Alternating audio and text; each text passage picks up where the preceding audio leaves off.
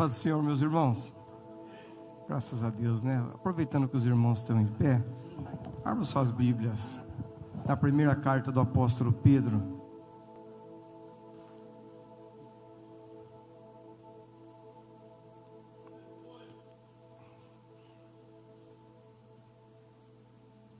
Capítulo 1, a partir do versículo 3. Abra para mim.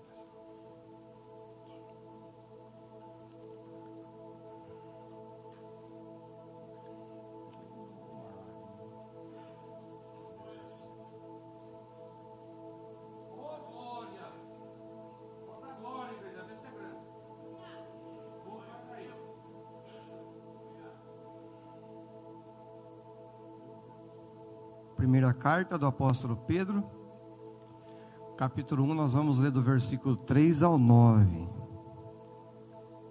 Diz assim a palavra do Senhor: Bendito seja o Deus e Pai de nosso Senhor Jesus Cristo, que segundo a sua grande misericórdia nos gerou de novo para uma viva esperança, pela ressurreição de Jesus Cristo dentre os mortos, para uma herança incorruptível, incontaminável, e que se não pode murchar, guardada nos céus para vós, que sois guardados pelo poder de Deus mediante a fé, para a salvação preparada para revelar-se no último tempo, em que vós grandemente vos alegrais, ainda que agora importa, sendo necessário, que estejais por um pouco contristados com várias provações, para que a prova da vossa fé, muito mais preciosa do que o ouro que perece e é provado pelo fogo, se ache em louvor e honra e glória na revelação de Jesus Cristo, ao qual não havendo visto, amais, no qual não o vendo agora, mas crendo, vos alegrais com gozo inefável e glorioso, alcançando o fim da vossa fé, a salvação da alma.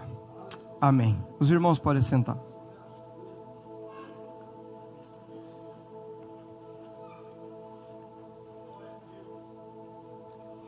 O apóstolo Pedro escreve duas cartas que estão registradas nas Sagradas Escrituras. A segunda, ele vai escrever devido à perseguição interna que a igreja estava passando, falsos mestres, falsos profetas. E esta carta o apóstolo Pedro escreve por causa da perseguição de fora, perseguição dos pagãos e do Império Romano, que estava começando com o imperador Nero a assolar a igreja. E Pedro ele começa lembrando os seus leitores de que eles têm uma vocação gloriosa e uma herança celestial em Jesus. Eles lembram aos cristãos que sua fé e amor nesta vida estarão sujeitos à prova, resultando em louvor, glória e honra na vinda do Senhor. O crente deve viver uma vida santa, bem diferente do mundo ímpio ao seu redor. Os crentes escolhidos e santificados crescem com o puro leite da palavra de Deus. São pedras vivas em que estão sendo edificadas como casa espiritual e sacerdócio santo. Eles são peregrinos caminhando em terra estranha, devendo viver de modo honroso e humilde no seu trato com todas as pessoas durante a sua peregrinação aqui na terra. Então o apóstolo Pedro, ele vai dizer que nós temos uma herança, que nós somos peregrinos estrangeiros, devemos viver segundo os padrões celestiais, não segundo os padrões da terra. E é lindo que ele começa, já na introdução, no versículo 2, que os cristãos, eles são eleitos segundo a presciência de Deus Pai, em santificação do Espírito para obediência e aspersão do sangue de Jesus Cristo.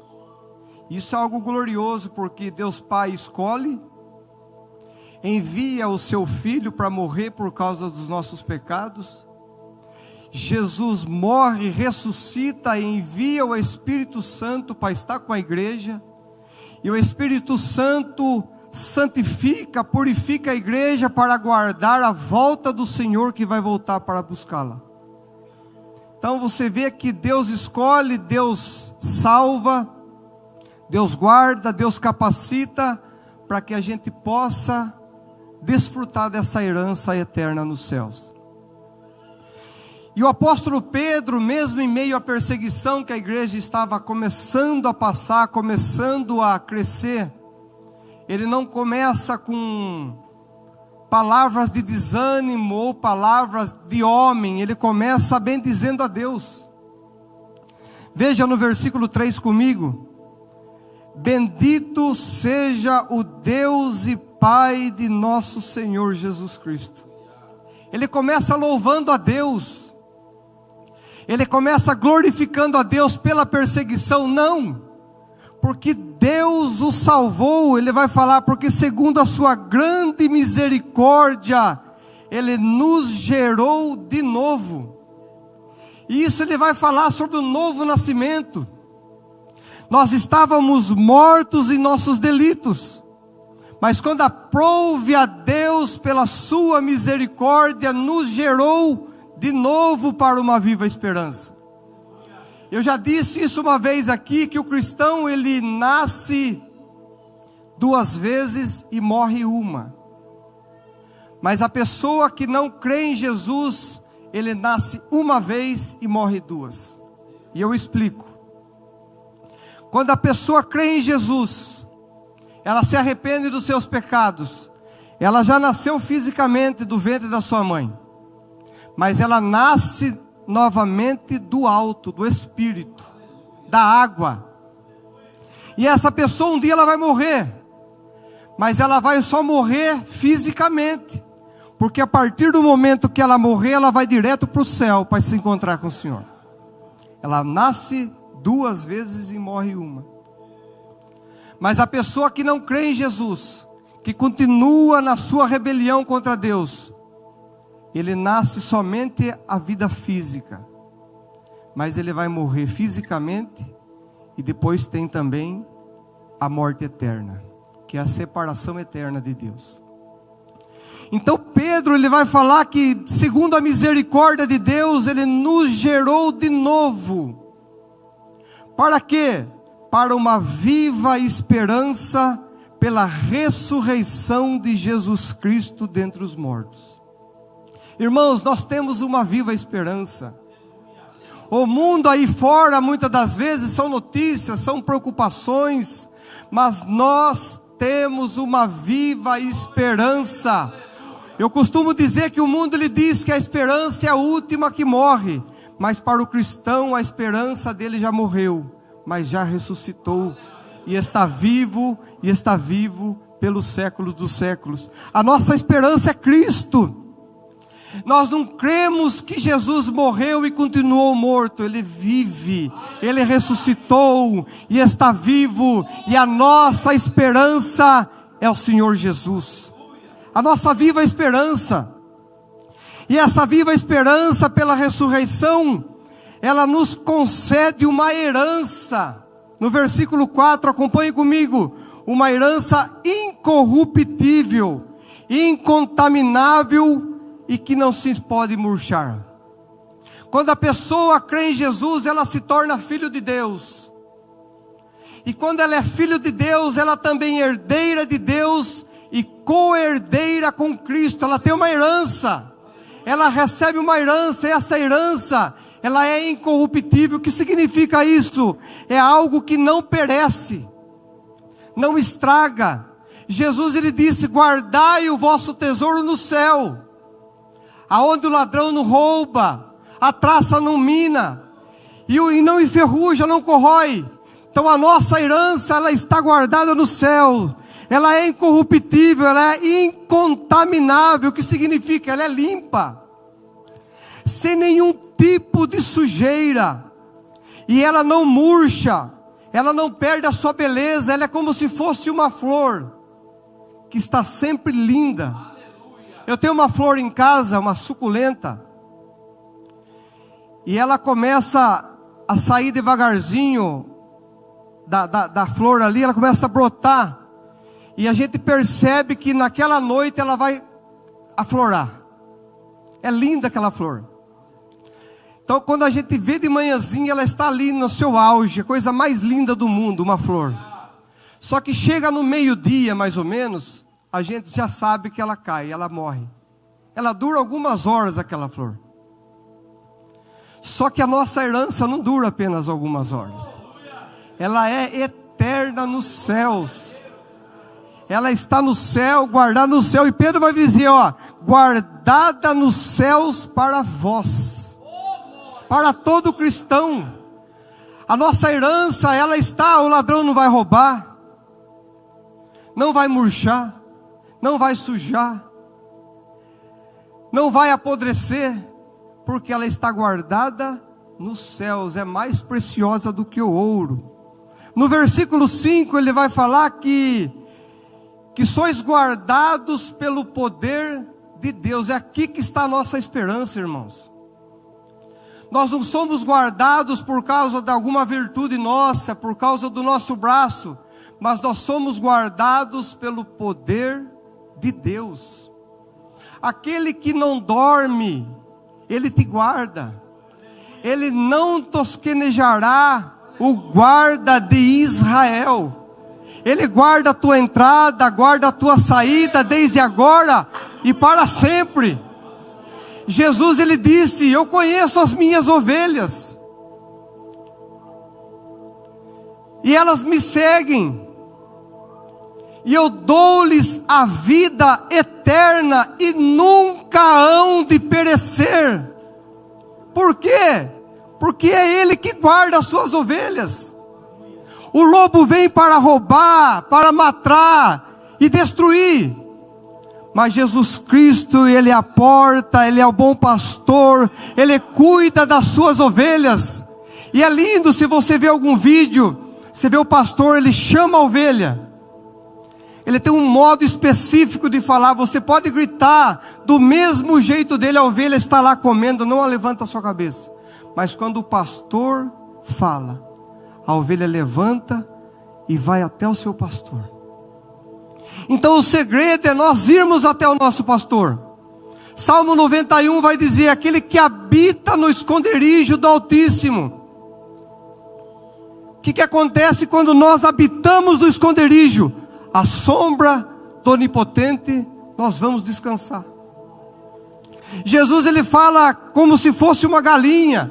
O pintainho, ele anda ali ciscando, mas quando a galinha vê o perigo, ela abre as suas asas, e o pintainho corre debaixo das suas asas. E eu quero ver gavião que tire aquele pintinho debaixo das asas dela. Ela vira uma fera. E agora diga se nosso Senhor nos protege. Quem poderá nos arrebatar das mãos do nosso Deus? Quem nos separará do amor de Cristo? Nada. A luta, perseguição, nós somos mais do que vencedores por causa de Jesus. Paulo, ele vai ser enfático em dizer que nem a morte, nem a vida, nem os anjos, nem os principados, nem as potestades, nem o presente, nem o porvir, nem alguma outra criatura nos poderá separar do amor de Deus que está em Cristo Jesus, o nosso Senhor. Nada pode arrebatar-nos das mãos do nosso Deus, mas isso Pedro vai dizer que é pela fé. Se nós temos fé, nós corremos para os braços do Senhor. O cristão, ele não vive por vista, ele vive pela fé, ele anda pela fé, ele vai ser salvo pela graça por meio da fé. Nós não vemos, mas nós cremos, nós caminhamos, não como um lugar escuro, mas sabendo que Jesus está conosco, porque Ele prometeu que estaria.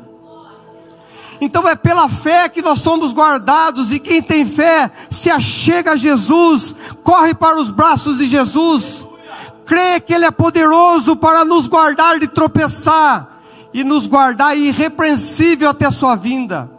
É isso que está o segredo do cristão, é viver não segundo as suas forças, mas confiando no braço do Senhor, que é poderoso para sustentar. Aquele que mede o céu a palmo, aquele que pega com a concha da mão todas as águas do oceano.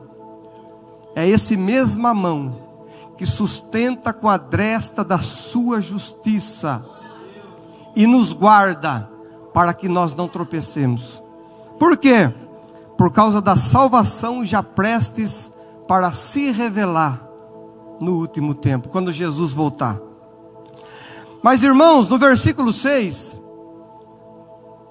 mesmo sendo salvos, mesmo sabendo que o Senhor Jesus está conosco, não nos deixou órfãos e enviou o Espírito Santo, vamos passar por provações. O apóstolo Pedro vai dizer, em que vós grandemente vos alegrais, com o quê? Com a salvação do versículo 5. Ainda que agora importa, sendo necessário, que estejais por um pouco contristados com várias provações. É interessante essa palavra necessário. É necessário nós passarmos por provações. Às vezes, irmãos, nós passamos por provações por causa do nosso pecado. Às vezes passando por alguns problemas na vida, por causa de não atentarmos para a voz do Senhor. Mas Pedro vai dizer, não devido ao pecado, devido a nós estarmos neste mundo, que nós devemos e vamos passar por provações. Ninguém está isento de passar por provação.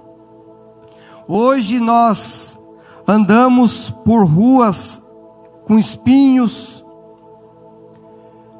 buracos, mas um dia nós vamos andar em ruas de ouro. Mas enquanto esse dia não vem, é necessário passarmos por provações.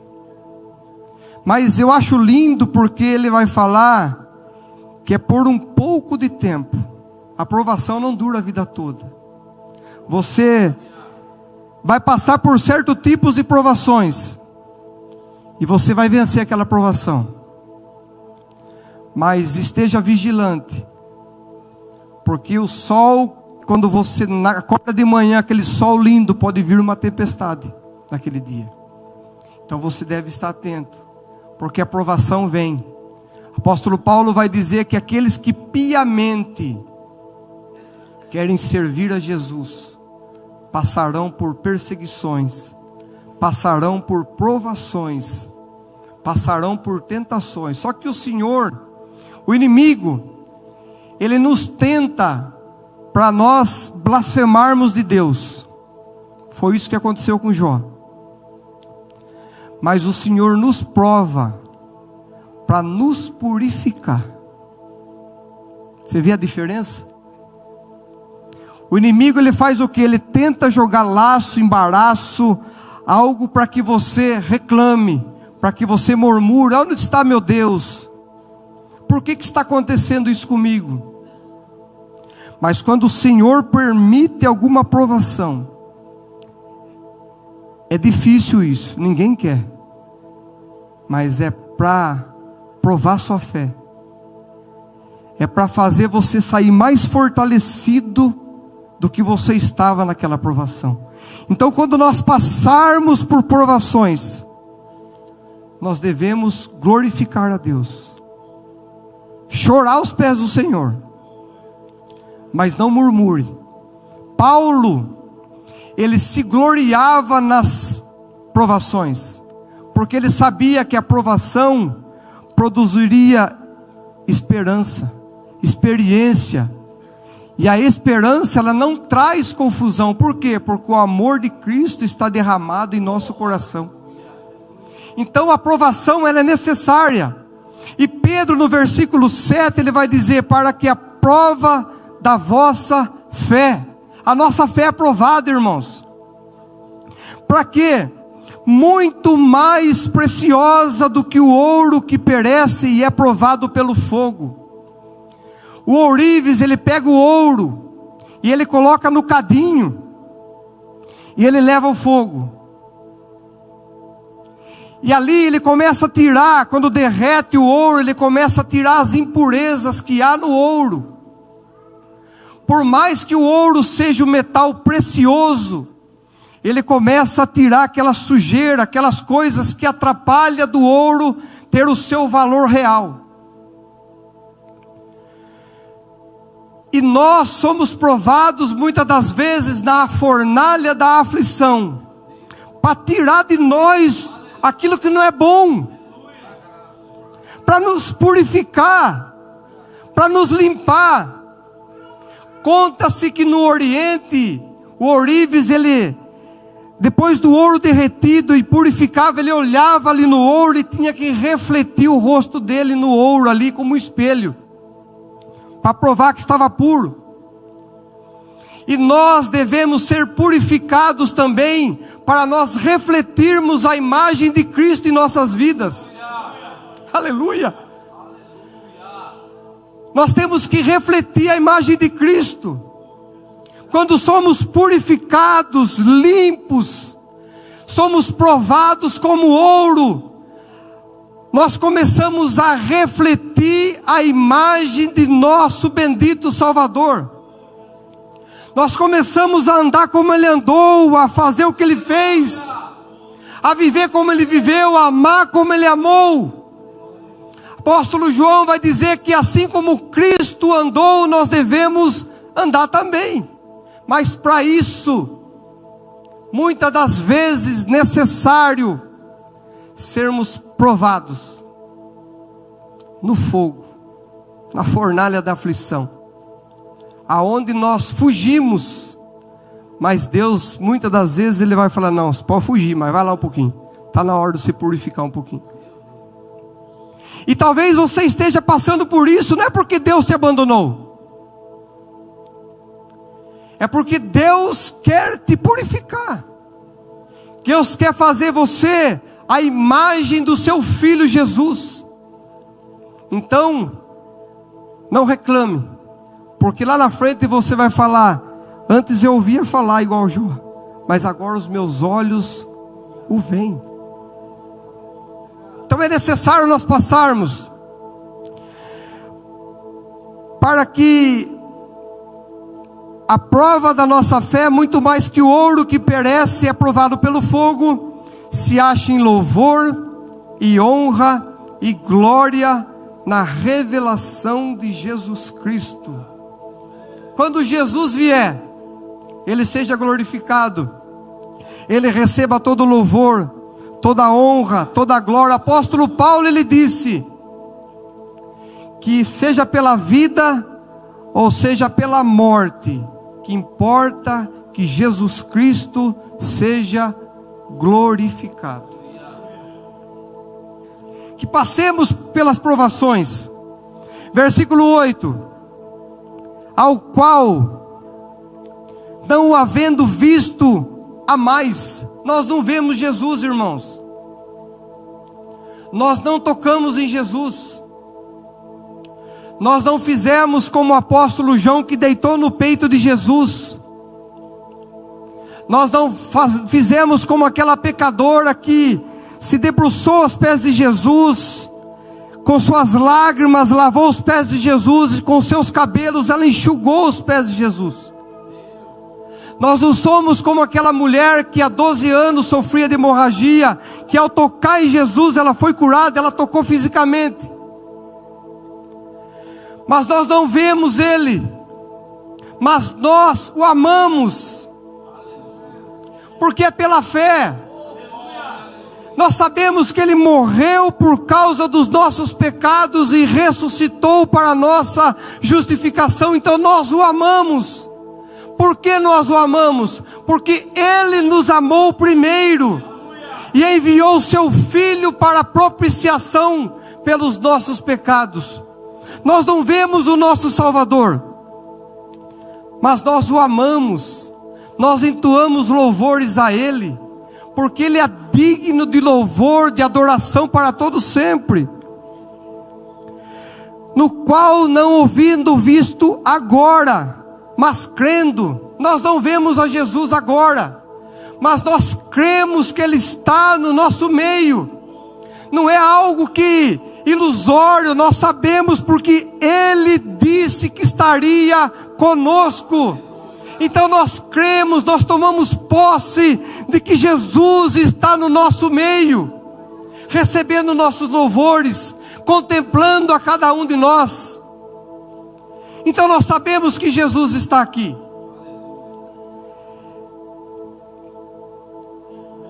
Ele fala, crendo, vos alegrais com gozo inefável e glorioso.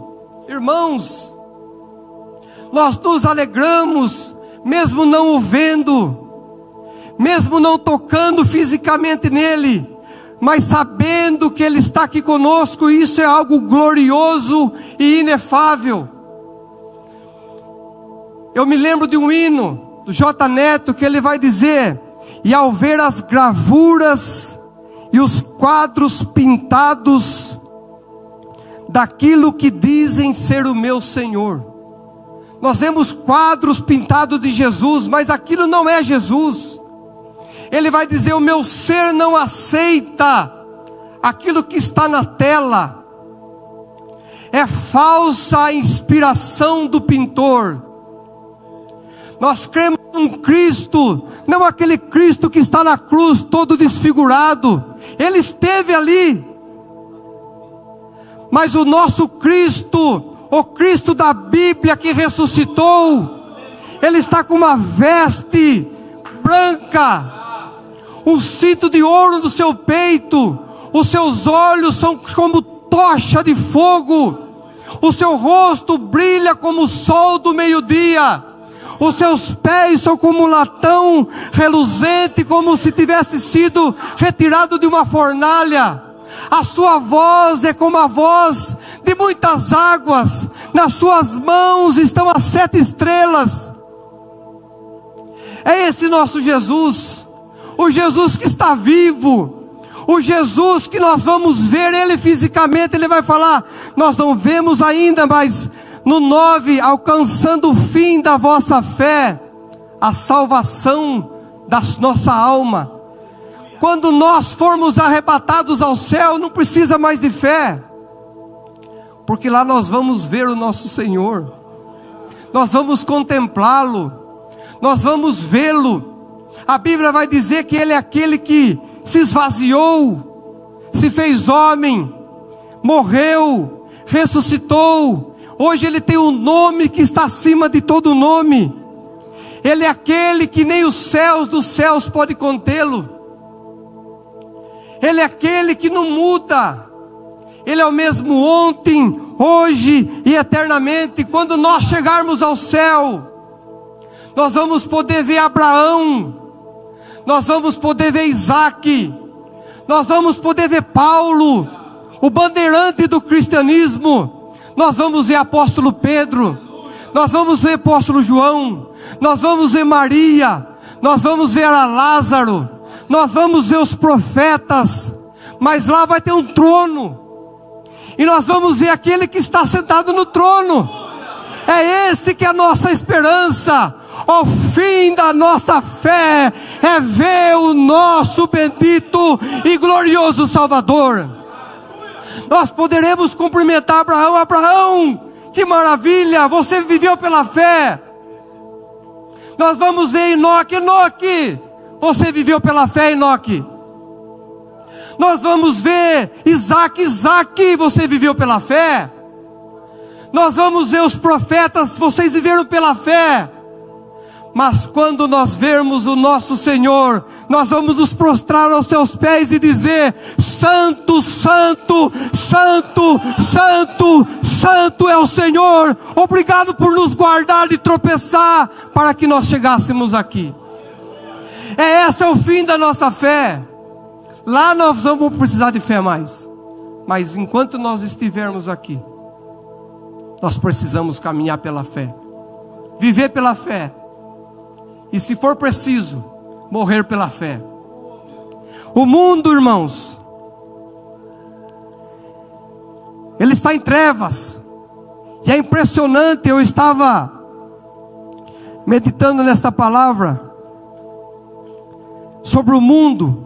Hoje no mundo, irmãos, antigamente a perseguição era por você não adorar deuses, por não adorar imperador, você passava por perseguição. Hoje você tem que ensinar uma pessoa que boneca não é filho. Você tem que ensinar uma pessoa que o aborto é pecado. Então é por isso que vem a perseguição. Você tem que se posicionar.